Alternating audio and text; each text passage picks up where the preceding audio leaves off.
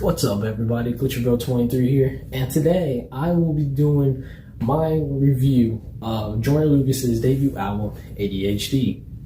Probably somewhere edited right here, unless I'm too easy. March 27th of this year, Joyner Lucas dropped his debut album, ADHD, with 18 tracks, 10 singles already released over the course of 2018 to 2020. Now, I originally did a reaction to this whole album the night it came out. That session ended up being an hour and like 45 minutes. After editing it for a week, I got it down to a 50-minute long video, and I had so much trouble uploading it up to YouTube. So instead, what I'm going to do reactions to individual songs itself, but then I'll do like reviews to full albums, because I plan on doing more reactions to music, video game trailers, anything, just to get something different on the channel right now. So without further ado, let's get started into track number 1 of ADHD. Tell me what you see in these pictures. Okay, let's start with this one. What do you see? ADHD kicks off with this really intense skit where a 9-year-old Joyner Lucas is sitting down with his doctor taking a Rorschach test, a test where the doctor holds pictures made up of blobs of ink that create an image that Joyner must describe to him. Pictures start off kind of innocent, but eventually start forming into a loaded gun and a condom. I'm not gonna lie. I laughed when Joyner said that there was a condom because I'm me and that I'm that immature. Anyways, after Joyner starts describing the wrong photos to the doctor starts calling him mentally challenged and retarded, when in reality Joyner's ADHD is causing him to see the wrong pictures, where the doctor really did show him a loaded gun, condom, and all the other things, but the doctor just tricks Joyner into thinking that he's actually retarded because of the ADHD. At the end of the skit, the doctor screams at Joyner, which leads to the next track. Overall, the skit is a dark and demonic way to open up the album. Made me rich, and I'ma stay true to myself, but fuck it, I lied, and now I just stare in the mirror like, what did I do to myself? I think the old me died. I let the money change me, I lied. I let the money change me, I lied. Track number 2 is a 4-minute intro where Joyner goes into detail on how the money he's made from the 10 singles he released from this album has got to him. He promised that he wouldn't let the money change him, but he admits to his audience that he lied. This could also be an apology to everyone who's been let down by Joyner since he delayed the album so many times. Originally, when Joyner dropped the first single, I Love, back in 2018, he stated that the album will drop later that year, back in 20. Eventually, he would spend the next 2 years releasing single by single until we got the full album in March of this year. With this track, we also learn about how he lied to family members that he would pay them back, but obviously he lied. Honestly, this is a good way to start an album, because when he released Revenge as the intro to his ADHD video, everyone thought that would be the first track of the album. Instead, we got a completely new song, and is a pretty good way to start this debut album. 4 times for them days that were all bad. 5 times for the bitches who ain't called back. 6 times for the kids like me who got ADHD. Need a couple hearses. There's nothing that I could criticize on this one. Joyner and Logic collaborate together for this lyrically insane track after squashing one of the biggest beefs in modern day hip-hop. The track starts with a narrator giving a brief description of ADHD. The Joyner spits a hard-delivered verse expressing how he's gotten to where he is today, despite his ADHD, and how it motivated him. Then Logic spits one of his best verses ever, displaying that he can go toe-to-toe with Joyner on his track. He also describes how he squashed the beef with Joyner, how Royce da 5'9", a Detroit rapper who's collabed with Logic recently on his last studio album, Book of Ryan, how Royce da 5'9" helped him squash the beef with Joyner and bring them two together for this epic single. Honestly, this is the best collab on the album. I just really said collab. I am great at this. I'm very new to this, by the way. This ain't going down like before. I can hear the sounds of I used to make love to a down ass trick. You could bend her backwards. When I saw the title, I thought this would be a follow-up to ISIS. Instead, we got another common love song featuring Young Thug, who gives a pretty good verse aside from a little too much auto-tune in my opinion. The chorus was pretty soothing, but Joyner just seems uninspired during his verse. A weak attempt at trying to make a romantic song. You taking too goddamn long with this album, man. And I don't want to hear about that ADHD shit. My mama got ADHD too, my nigga. And she ain't ever used that as no damn excuse to be lazy. For the skit, Chris Tucker criticizes Joyner Lucas for not releasing ADHD earlier. He says Joyner is being lazy and that he shouldn't use his disease as an excuse to not release the album as a whole. A lot of Joyner's fans felt this same way when he spent 2 years releasing singles instead of just dropping the album as a whole. This was an issue that Joyner was aware about, and I felt like it was necessary to address it. A skit like this is what I was expecting on the intro. I lied, but I think this was a brilliant move on Joyner's part.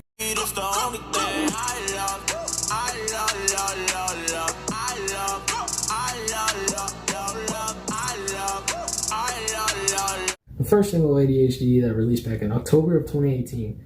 I've had my issues with this catchy lead single, but Joyner received a lot of criticism for this one because of his use of autotune on the chorus. He was being labeled a sellout, but honestly, Joyner did nothing different compared to other artists. When an artist releases a lead single for an album, that single needs to be appealing to an audience outside of his fan base. Considering this is for Joyner's debut album, this was a good marketing move for him. I love this catchy single that isn't one of his best performances, but helped him branch out to many hip-hop listeners who called him underrated or a stale rapper. You taking the wrong niggas, maybe you should trade. Trade us back all the real ones, remove the fakes. I think you should trade. Give us 2 pop back and take that nigga shook. Let the legend resurrect that he gon' live for good. This and ADHD compete for the best song of the album, in my opinion. Released shortly after the death of the late Nipsey Hussle, Joyner wrote this emotional message for God, asking him questions that we all wonder about ourselves, like why do you give us family and erase it from us? Then he questions why he took so many young and legendary rappers like Tupac, Biggie, Nipsey, and Triple X, but he kept people like R. Kelly, Suge Knight, and Trump. Now I don't agree with everyone Joyner lists, but this felt really personal and relatable. The build-up from start to finish makes this a very controversial topic, but one that Joyner expresses exquisitely. I wouldn't be surprised if Joyner makes a Devil's Work 2 and add more names like Pop Smoke or Juice WRLD. I think he can make that easily, and I still would love it. I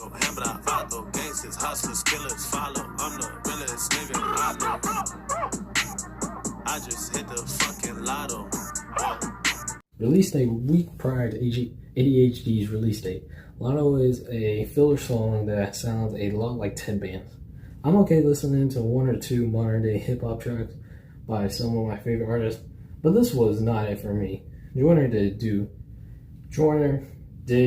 a flip between the end of his first verse and last verse that I like though. However, the lazy chorus, repetitive beat, and common no message song makes this one of my least favorite tracks off this album. I do like how Lotto plays into the next track though.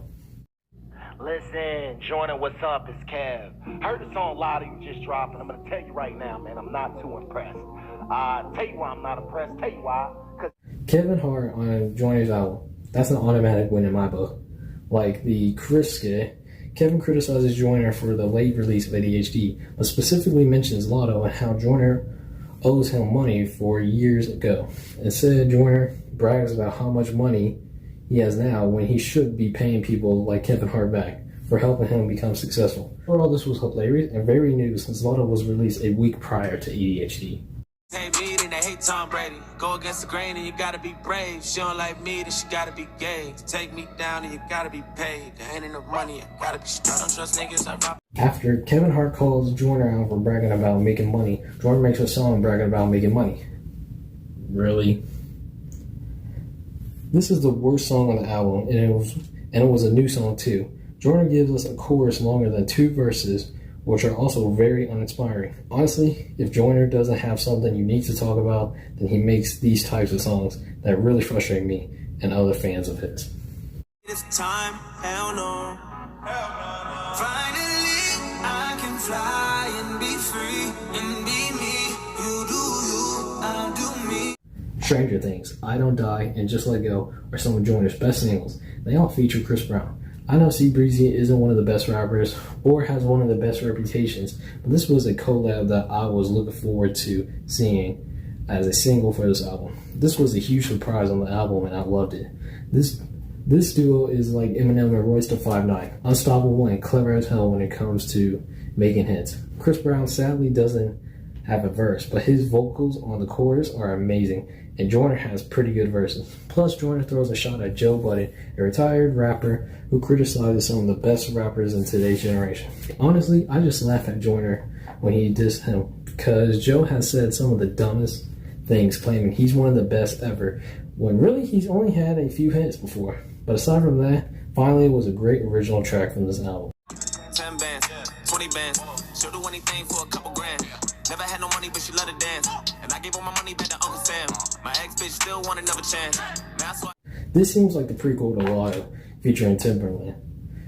Just another filler song about how rich Joyner is, with a really bad chorus and no real message. The only thing that's hurting this album are these filler songs. Just because you mention ADHD at least once in every track doesn't mean you have to put it on this album. I'm sorry, I just really hate how much common rap tracks Joyner made for this album. I wanted my dick, I wanted the fame, I wanted the name, I wanted the break, I wanted the love, I wanted the cake, I wanted to be great, I wanted to change and all the above. You want me to fall, you want me to crawl, you want me to stall, they want me to drugs. The first verse of this track was released as an intro to Joyner's ADHD video. Later he released the whole song that instantly grew on me. With a hard beat and intense build-up, Joyner tells his listeners how he started from nothing, became because people screwed him over, and where he's at now. The music video for this track was also one of his best to date. From start to finish, I can listen to this one forever. It's so relatable to not just regular people, but any hard-working hip-hop artist like Joyner. Plus, he mentions World War III, which was brilliant to me. Now, Mom tells me you don't really like the prescription I gave you. Not really. Well, what if I told you that I have a prescription? A young Joyner visits the doctor again, who gives him a rude apology. Halfway through the skit, the doctor asks Joyner about cocaine and lean and tells him that it can cure him from his ADHD.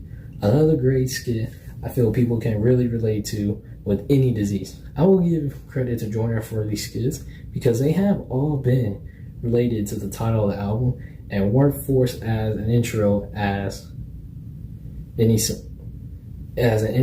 song. They fit perfectly and add lots of suspense that can be put into a song. That can't be put into a song. I feel like I'm dying inside. Why do I think crazy? This or Devil's Work could be for me my favorite track off this album. This was released a few days after Juice WRLD passed away, which explains why it sounded a lot like one of his tracks. This one is one of the most personal songs from the album that I instantly loved, even though he uses autotune, and I'm not a fan of it. Joyner utilizes it to tell us about his life growing up with ADHD. Plus, the music video is super creative and visually well done. This song will be one of his highlights in Joyner's legacy, no doubt in my mind. Much for me, I need a little something with a vibe, a little something with drive. I know you want fuck all day, but I'm trying to make love to your mind. I've been trying to get my mind right, ooh. These hoes ain't my type, ooh. I'm gonna be honest, I don't know who these features were, but they did pretty good on this track. In fact, I think they outdid Joyner on this track. And it's not like they perform more lyrically than him, but because Joyner did another song that felt completely unrelated to the album. This sounds like a cut track from his mixtape, Along Came Joyner. To be honest, my OCD goes crazy when I see the title because there's supposed to be an apostrophe between N and T in Cant, but this is the 5th song of an 18-track album that is completely unnecessary to put on this project. I feel bad too because this was not the right track for King of SF and Fabolous to be featured on. And I know that he will. I hope he look up to me like we used to look up to Phil. I know that it's real. I lay a brick at a time for something I know I can build. I learned it from Will. I know ain't nothing gonna set us back. You take it from me. Released 2 days before ADHD dropped, Joyner paid homage to Will Smith by cleverly referencing some of his biggest films he starred in. His video for this track showcases films like Men in Black, Concussion, and the TV series The Fresh Prince of Bel-Air. There was no better way Joyner could have shown respect to one of his role models. This was probably the most popular single from the album that Will Smith responded to this almost immediately. I already reacted to the track, so I'll leave the video link in the description. But this track was 100% original. Honestly, outside from hip-hop artists, I have never seen an artist pay this much homage to someone important to them. Made me $1 million. ADHD, I was slow, now they label me brilliant. I'm proud of niggas like Hov, he made him $1 billion. I hope I never go broke, try to break through the ceilings. 50,000 on. The final track ends with how Joyner grew up with ADHD, broke and obviously stupid, to where he is now. Honestly, this is another common message for Joyner's songs, but I can appreciate these songs because people like him have suffered more than I have. Also, Joyner does a great job delivering this message in different ways that doesn't get old to me. Personally, these last 2 tracks were a great way to end the album. There you guys have it. That was my review of every single track on ADHD. Now, I'm going to talk about the good things and the bad things, and then I'll give my overall opinion about ADHD. So, let's start off with the bad things. Bad things I really hated about this project was probably the common messages, like the love songs and how he went from nothing to something tracks. I really hated that. There were a couple filler songs on this. I really hated how he did the singles idea from 2018 to 2020 and then kept lying to us about the release date. I know I mentioned it in the I Lied description, but I'm still not with it, with how you did it, Joyner. I really hated that Joyner didn't release one of the leaked tracks, which was What If I Was Gay, featuring Eminem. I really hated that I didn't get to hear the official audio of that because it was just leaked, so I didn't hear the real thing. I think that could have been interesting to hear on this album, just something different. And positive things I gotta say about ADHD. I'm so glad it dropped this year. I feel like there was no better timing for it to drop now, especially with this whole coronavirus thing. I think it honestly is a perfect time to drop it. Let's see. I love most of the singles. I really do. They're great, incredible, pay homage to people. I gotta love them. The music videos are amazing for this whole album. This whole album, like almost every single video, is incredible way to promote the album itself. And like I said, Devil's Work ADHD compete for my top 2 spots for this whole album. I did love how he did different features that I didn't know about. I did like that. I was actually really surprised with Young Thug on The War. I really was, I'm not gonna lie. I ain't never heard of his music, but it was really good to me. It really was. But now, my overall rating of Joyner Lucas's debut album, ADHD.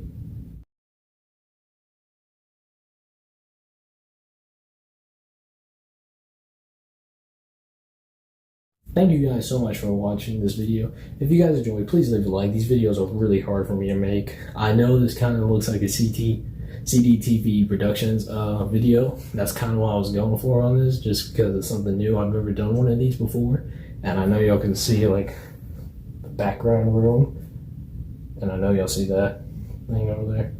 I don't care. Yeah, please leave a like. These videos are really hard to make. Like I said, I don't know if I said this at the beginning, and I apologize if I didn't, but this is just my opinion. Y'all guys are free to have your own opinions.